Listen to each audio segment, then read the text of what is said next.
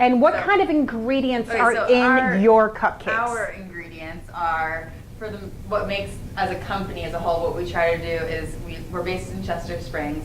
Within 40 miles of Chester Springs is our boundary line. And that includes, in this season right now, carrots. So we'll never get carrots at Wegmans because those carrots aren't within 40 miles of Chester Springs. We'll only get carrots from right now the farmer's market because they're root vegetables and we can still do that. Strawberry cupcakes, we only make right now if it's a special request, and we'll say to you, you know they're not going to be local strawberries because we only do those in the spring. Everything, the milk is local, the eggs are local, and I think that's like the most important thing. So how about the whole gluten-free too? I see you're vegan, gluten-free. I'm like, what is all that? So these guys are traditional. The gluten-free, we make our own gluten-free flour, which is, we use garbanzo beans, so it's dried, ground garbanzo bean flour, which is, it's simply, that's all it is. So when you go, I think the most popular store brand is Bob's Red Mill, if you guys have ever experimented around. And they make a lot of different things, but they make an all-purpose gluten-free flour, which if you're gluten-free, it's perfectly safe. It's a perfectly good flour, but just like Molly's box mix, it has ingredients. Just because it's gluten-free doesn't mean it's healthy. And a lot of times I'll have people come up that aren't gluten-free and be like, I'm gonna eat a gluten-free vegan cupcake today because I feel like being healthy. And I'm like, totally not the case. Same amount of calories. So even with the gluten-free vegan though, you want the most simple ingredients. Like if my ingredient list for a cupcake was this long, there would be something wrong. They're simple to make because they're simple ingredients. You don't really need that much. It's the things that you're going to be putting in them, like the local strawberries and the carrots and the spices and all stuff like that that brings the flavor, and not the things you can't pronounce, obviously. But Thais, that is so hard work to do. Like, you have to go find where these things are and make sure that they're in 40 miles and all this. That is too much work.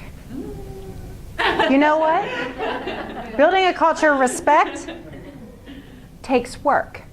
I like my box though. You know, you just pull it out, you make it, and you feed it, right? What's in the bag? I don't even know what's in the bag. So what do you get? I think on every box mix, enriched flour, and then the third word is the keyword bleached.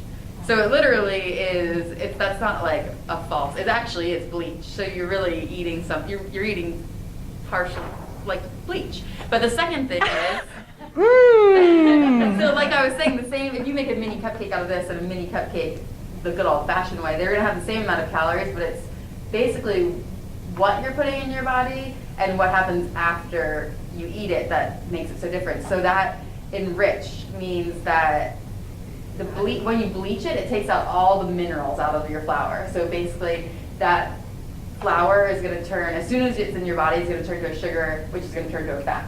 So that's, immediately that's what happens because there's no minerals left in the flour. So the hard way is you buy an unbleached flour, and the reason that they do this is for the color, first of all, because if you're going to have a white cupcake per se, you want it to be white.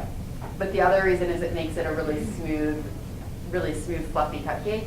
So the quick fix for that is you buy unbleached flour and you put it in the oven and you actually bake your flour for like 15 minutes on a high temperature, and it doesn't take out the minerals, but it makes it smooth. Wow. So it's a process. Write that down, bakers. It's a whole different thing. But yeah. That actually, you still have the minerals in your flour, so it's not like you're eating a health food. I'm not going to ever say that, but at least it's not changed. I mean, you're obviously eating fat, but you're not eating as much fat because that flour is not turning to sugar. Wonderful. Well, and I did overemphasize the whole, oh my gosh, that's so much work. But that is what it is about building this culture. Many of us want the quick fix.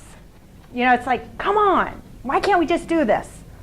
But we need to have the awareness. We need to have the mindfulness that we all have to be talking the same language. Thais and I today are talking very different languages through our desserts. But that's not unlike when you're trying to build that culture. You have subcultures within it. And sometimes it's the red dye, I'll just use the metaphor, that kind of adds that toxicity. So that's gourmet, what you're getting right now. This is my masterpiece. Painter's tape to just keep it band-aided together. Think about cultures. You know, your teams. Sometimes we do just throw band-aids on, right?